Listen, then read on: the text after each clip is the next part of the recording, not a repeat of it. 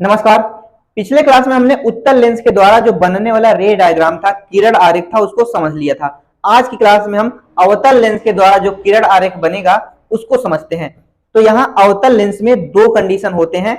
पहला कंडीशन है कि जब वस्तु अनंत पे रखी हो तब उसका प्रतिबिंब कहाँ बनेगा, और दूसरे कंडीशन में जब वस्तु अनंत और सी के बीच में यानी कि प्रकाशिक केंद्र के बीच में रखी हो तब कहाँ बनेगा। तो पहले देखते हैं जब वस्तु अनंत पे रखी हो तब कहाँ उसका प्रतिबिंब बनेगा।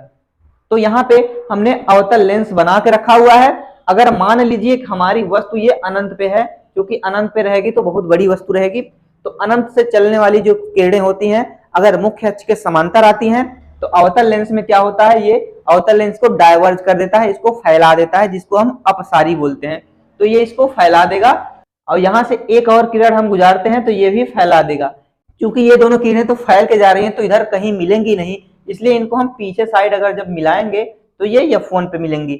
तो अवतल लेंस में जब वस्तु अनंत पर रखी हो तो उसका प्रतिबिंब F1 यानी कि फोकस पर बनता है। क्योंकि ये प्रतिबिंब किरणों को पीछे मिलाने पर बन रहा है, इसलिए यहाँ पे कैसा बनेगा, आभासी। और आभासी के साथ हमने बताया था हमेशा सीधा बनता है।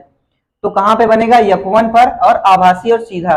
क्योंकि यहाँ पे अनंत पे जो वस्तु रखी हुई होगी वो बहुत बड़ी वस्तु होगी, तो उसके हिसाब से यहाँ पे बिंदु के आकार का प्रतिबिंब बनेगा, जिसको हम अत्यधिक छोटा कर सकते हैं। अब आइए दूसरा कंडीशन देखते हैं कि जब वस्तु अनंत और सी यानी कि प्रकाशिक केंद्र के बीच में रखी हुई हो तो फिर क्या होगा। यहाँ पे अनंत है, यहाँ पे प्रकाशिक केंद्र है और वस्तु इसके बीच में ही कहीं पे रखी हुई है। तो जब वस्तु से चलने वाली किरण अगर मुख्य अक्ष के समांतर आ रही है तो ये फैल जाएगी। क्योंकि हमें प्रतिबिंब बनने के लिए दो किरणों की आवश्यकता होती है, तो एक किरण को हम सी से गुजार देते हैं। क्योंकि सी से गुजारने पर कोई इफेक्ट नहीं पड़ेगा, क्योंकि यहां से जाने वाली किरण सीधी अपनी दिशा में निकल जाती है। तो इसलिए, और ये दोनों किरणें तो आपस में कहीं नहीं मिलेंगी क्योंकि फैलते हुए जा रही हैं, तो इसको पीछे मिलाते हैं। ये किरण तो ऑलरेडी पीछे से ही आई है, लेकिन इस किरण को हम जब पीछे मिलाते हैं तो F1 और सी के बीच में ही काटती हैं, तो इसका प्रतिबिंब यहीं पे बन जाएगा। तो प्रतिबिंब कहाँ बनेगा, F1 और सी के बीच में बन रहा है, और पीछे किरणों को मिलाने पर बन रहा है तो आभासी होगा। आभासी के साथ हमेशा सीधा होता है, और कैसा बन रहा है, वस्तु से छोटे आकार का। तो ये दो कंडीशन है अवतल लेंस के लिए बनने वाले प्रतिबिंब के बारे में। आप इसका स्क्रीनशॉट ले लीजिए, फिर आगे बढ़ते हैं। अब आइए और आगे बढ़ते हैं। बस इतना ही टॉपिक और बचे हैं आपके चैप्टर को समाप्त होने में। तो यहाँ पे क्या है, लेंस सूत्र यानी कि लेंस फार्मूला। जिस प्रकार आपने दर्पण सूत्र पढ़ा था ठीक उसी प्रकार लेंस सूत्र भी है। वहां पे क्या होता था, यहाँ पे प्लस हो जाता था, लेकिन यहाँ लेंस में यहाँ पे माइनस हो जाएगा। तो 1/f बराबर 1/v माइनस 1/u। अब f क्या है, आप लोगों को मालूम होगा कि f होता है फोकस दूरी, और v क्या होता है, v होता है प्रतिबिंब की दूरी, u होता है वस्तु की दूरी। तो ये तीन चीजें तो आपको पहले से ही मालूम है। यही ध्यान रखिएगा कि मिरर फार्मूला यानी कि दर्पण सूत्र में यहाँ पे माइनस नहीं होता, लेकिन लेंस में यहाँ पे माइनस हो जाता है। अगला है आवर्धन। आवर्धन यानी कि मैग्निफिकेशन। आवर्धन का जो डेफिनेशन आपने वहां पे पढ़ा था वही डेफिनेशन यहाँ पे भी हो जाएगा कि m बराबर होता है v/u या फिर hi/ho। प्रतिबिंब की दूरी और वस्तु की दूरी के अनुपात को आवर्धन कहते हैं, या फिर प्रतिबिंब की लंबाई और वस्तु की लंबाई कहो या ऊंचाई कहो के अनुपात को क्या कहते हैं, आवर्धन कहते हैं। एक बात आप लोग और ध्यान दीजिए, वहां पे आवर्धन में यहाँ माइनस होता था लेकिन यहाँ पे प्लस होगा।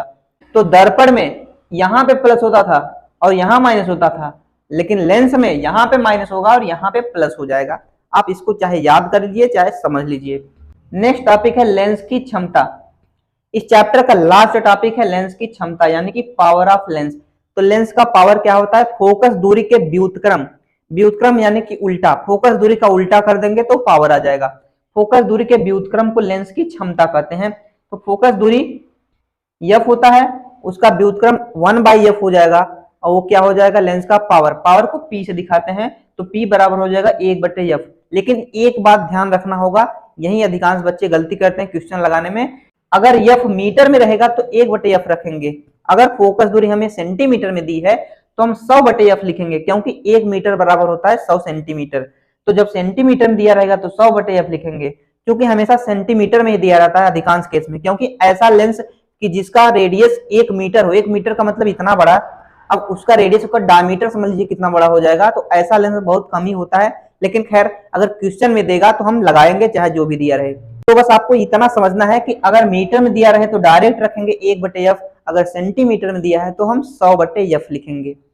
अब बात करें इसके मात्रक की, तो यहाँ पे यफ है, मीटर है, तो मीटर का उल्टा क्या हो जाता है, मीटर का इनवर्स हो जाता है, तो मीटर का इनवर्स बोल देंगे, या फिर इसी को हम डायोप्टर कहते हैं। डायोप्टर को कैपिटल डी से दिखाया जाता है, तो चाहे मीटर का इनवर्स कहो या डायोप्टर कहो, लेकिन अधिकांश केसों में डी ही लिखा रहता है, डायोप्टर लिखा रहता है। लेंस की क्षमता से रिलेटेड एक और बात कर लेते हैं। यहाँ पे अगर लेंसों का संयोजन हो, मान लीजिए कई सारे लेंस सटा के रखे गए हैं, तब क्या होगा, तो जो भी लेंस रखे गए हैं सबके पावर का योगफल कुल पावर होगा, यानी कि कुल पावर, कुल लेंस की क्षमता क्या हो जाएगी, अलग अलग लेंसों की क्षमताओं के योगफल के बराबर हो जाएगी, यही लेंस की कुल क्षमता हो जाएगी।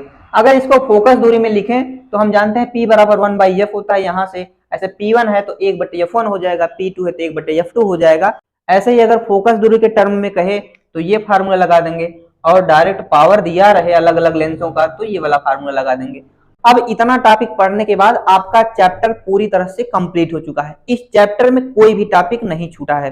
अगर फिर भी आपको किसी भी टॉपिक में कंफ्यूजन होता है या प्रॉब्लम होती है तो फिर आप कमेंट जरूर कर सकते हैं। तो इस चैनल को ज्यादा से ज्यादा सब्सक्राइब करें और हमें सपोर्ट जरूर करें। धन्यवाद।